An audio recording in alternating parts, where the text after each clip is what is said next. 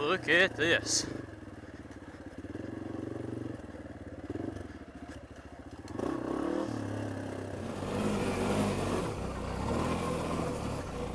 Alright, what is up, guys? We are near Tuscumbia, Alabama at an event called the WolfSlide. It's just a weekend long trail ride. It's at a place called Seven Springs Lodge.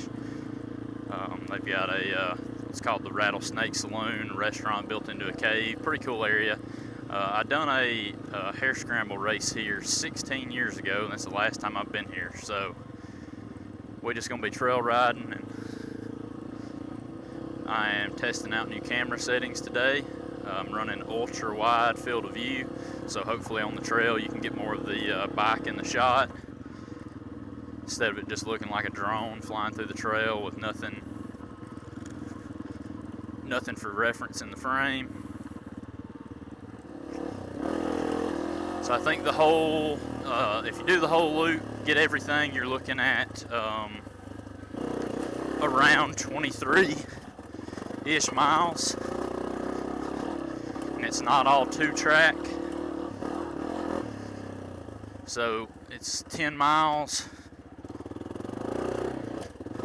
of 2-track, and then single track just shoots off the 2-track and comes back.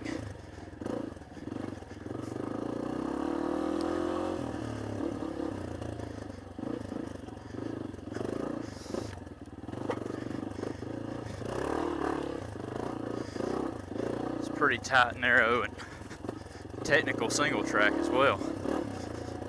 At least this one is so far. Definitely not racing through here. Super fast.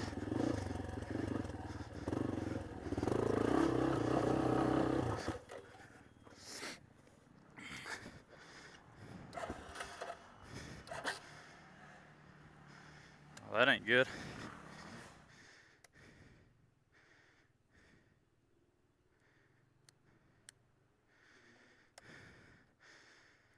Got a battery problem. I'll fire you back up when we figure something out here. Alright, so it ended up being battery. My bolts were tied on the battery terminals. However, the power side was corroded pretty bad. So we loosened it up, gave it a few wiggles, and then tightened the piss out of it. And she seems to be good now.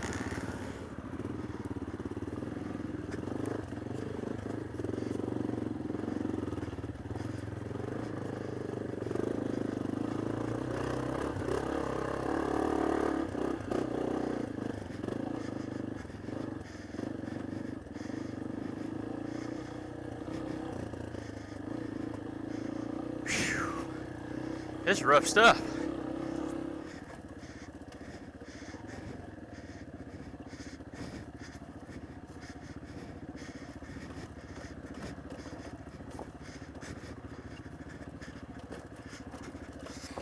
Whew.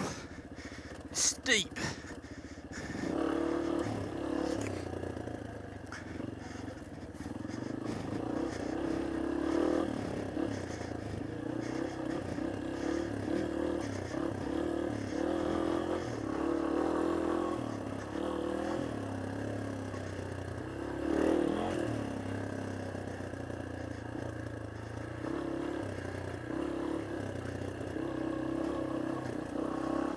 Look at this.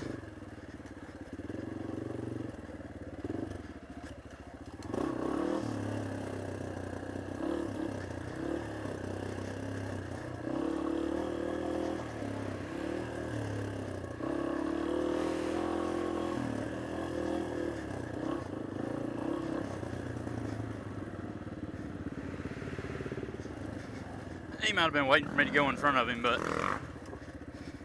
I think my battery issue is solved, so hopefully no other mechanical issues. Yeah, this is about the only off-road area that I'm aware of close to my home of Northwest Alabama, or in Northwest Alabama, where you can get these types of views, which I feel like is what a lot of people think of when they think Alabama. Some people might think flatter farmland. I feel like most people think of,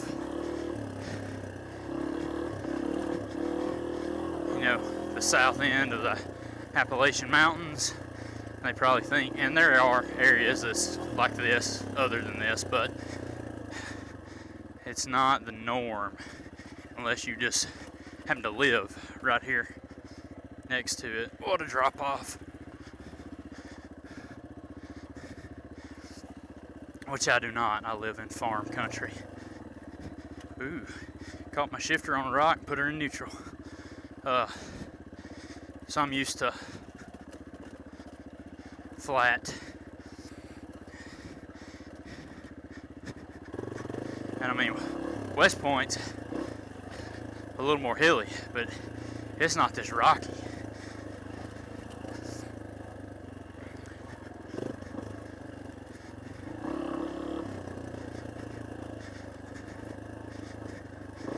And that's an hour and a half north into Tennessee, where the general landscape does become a lot less flat, but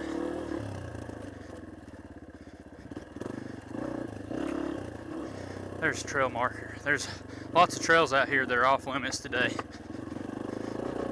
and they split off from some of the single track, so you gotta, just because it looks well traveled doesn't mean it's part of the loop they've got laid out for today, which for safety reasons they're trying to get you to stick to.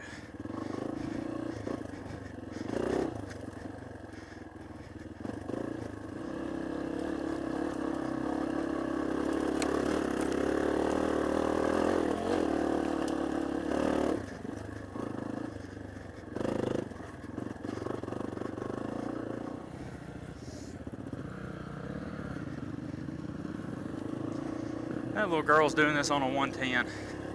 I hope it's got a skid plate on it, because I'd be bashing that thing into every rock under the sun.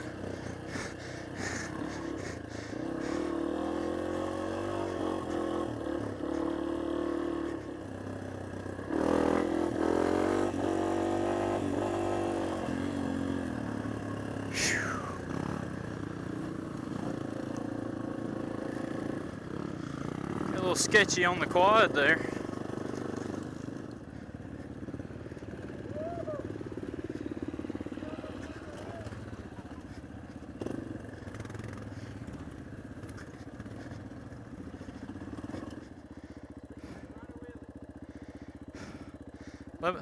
Let me recover. Oh, they jump great, it's the landing.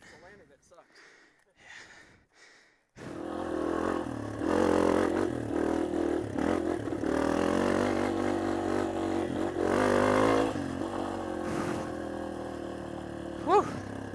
Don't know what happened to Brent. I either missed a single track section that he took, or he just didn't stop when he got to that little area right there. So apparently this one we're right along the cliff's edge. Ooh, slow down. As I say, we're gonna be riding along a cliff's edge, running up on stuff I need to be paying attention to. Yeah, no right turn.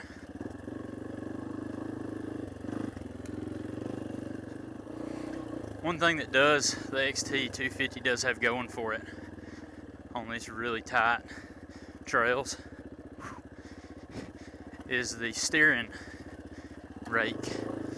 Super steep, almost like a trials bike. So to be standing upright and just be able to slow down to a crawl and turn that sharp right or left to help set up an obstacle is pretty nice. I feel like I've already turned this front wheel past what would be the steering lock on something like a CRF 250F that I used to have, or yeah, it's not like a huge plus. It's not like it puts it in some amazing category, but it's just nice. That also hurts high speed stability. It's a pretty common complaint that the front end wobbles on these things, and like fast-paced gravel roads, 40, 50 miles an hour.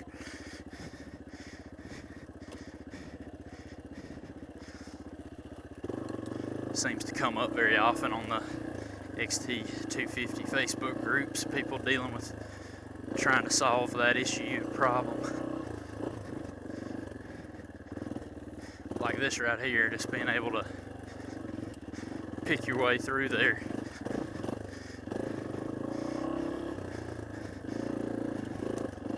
Kind of army style, right, left, right, left. Yeah, it probably don't look close on camera, but I mean, you're within 6-7 feet. Probably looks even further away now that I'm running the ultra wide angle camera setting. But those two spots so far, you've been with probably 6 or 7 feet of that cliff edge, bluff edge. Thighs are killing me. Been standing up non-stop for 3 hours.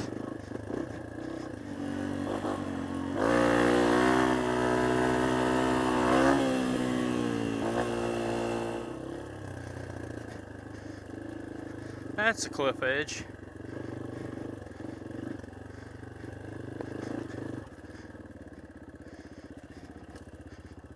Whoa. Try to get a little of it in camera.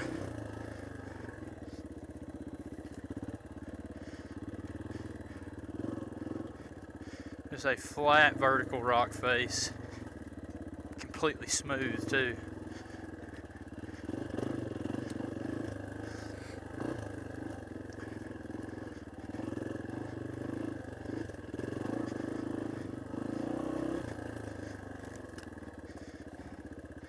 Don't fall. Yeah.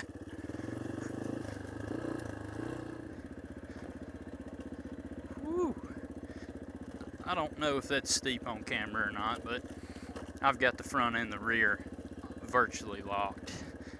Almost locked up.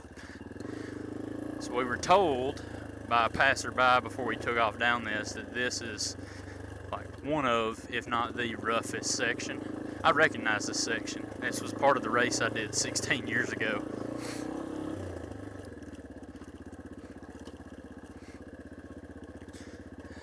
I'm definitely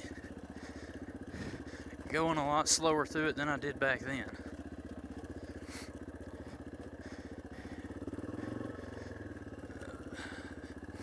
These are the cliff faces we were riding on top of.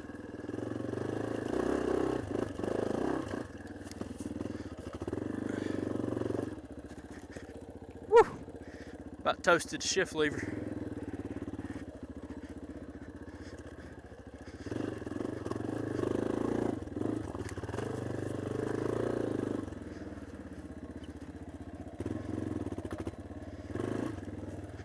Oh, toasted something else just then too. Golly.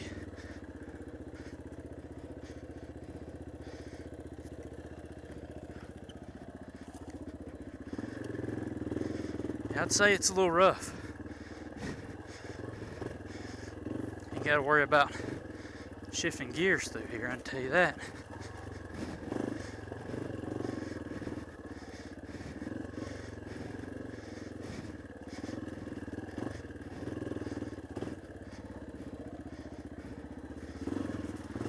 I'd love to look up, give you a more scenic view, but I can't really take my eyes off the trail.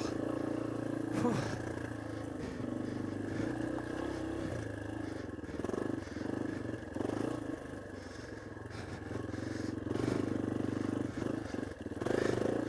Man, that hurts. It's a good thing I'm done having kids. Cripple Creek.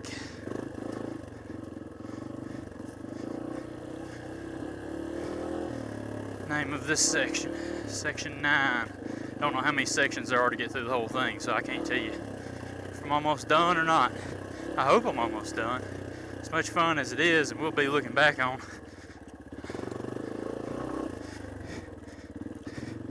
It's pretty rough. Doing a hare scramble here it was also the first hare scramble race I'd ever done.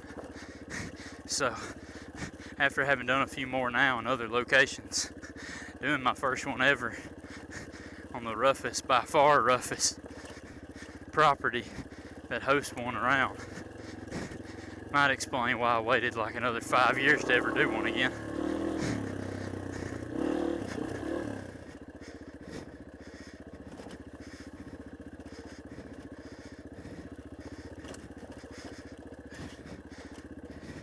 It's a shame too that the camera, whoa,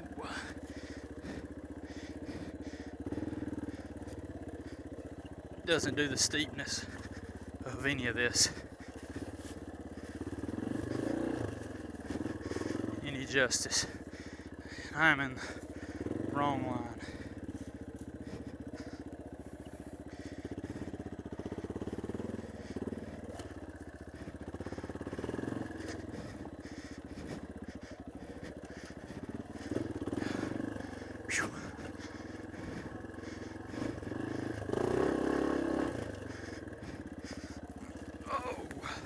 We about toppled over. I was fighting that to try to pull it back left with everything I had, which at this point is not a lot. Also, I think I just melted my pants on my exhaust pipe. That felt hot.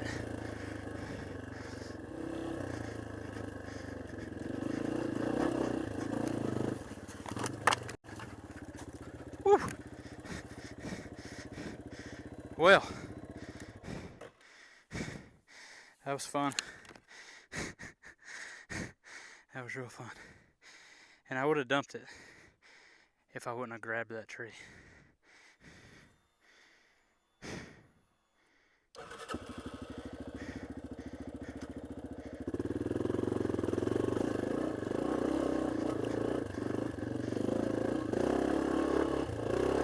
Stay on the pegs.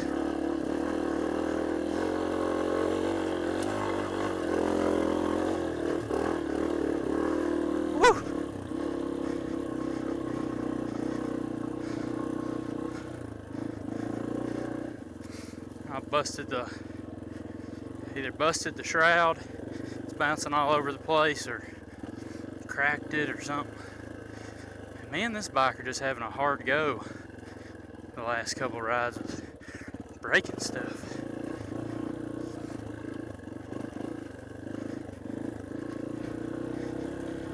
There's a lower clip that is supposed to take some kind of little clip or bolt, and I have the smallest width zip tie holding them on because I was missing that bolt when I bought the bike. Hopefully I just snapped that zip tie.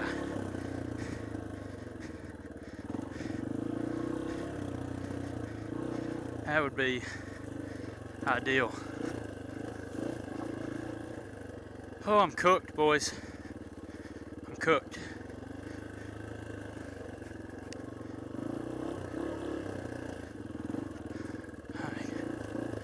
Holy crap. I ain't doing that.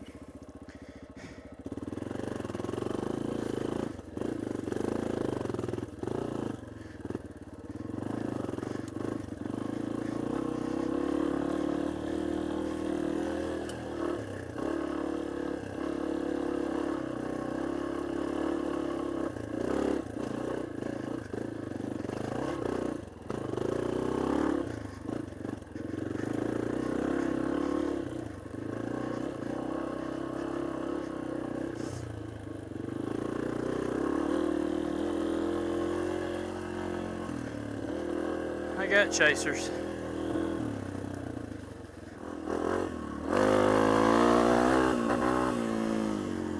All right, we just had a nice little break. We're near the end here, like really close to the end, close enough. I'm just gonna go ahead and, God, that was slick. I'm gonna go ahead and call the video. I've only got a couple % of battery life left, and we are whooped. It's been, let's see, my battery, when I had my battery issue, my clock reset, it's been 4 hours, 3 hours and 40 something minutes, and we're still not back to the truck, and then we started, I don't know, 10 minutes before that, so it's been a solid 4 hours. So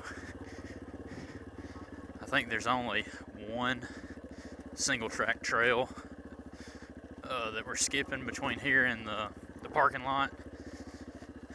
Maybe should have skipped the golly. Maybe should have skipped that hard one, and then we'd have been able to finish the other ones out. But that one ruined us pretty good. Ruined me pretty good. Brent said he's pretty wore out after it too. So anyway, if you've made it this far, you're probably already a subscriber, but if you're not, like the video, subscribe, all those things. Just subscribe so you don't miss out on any other content. And we'll catch y'all on the next one.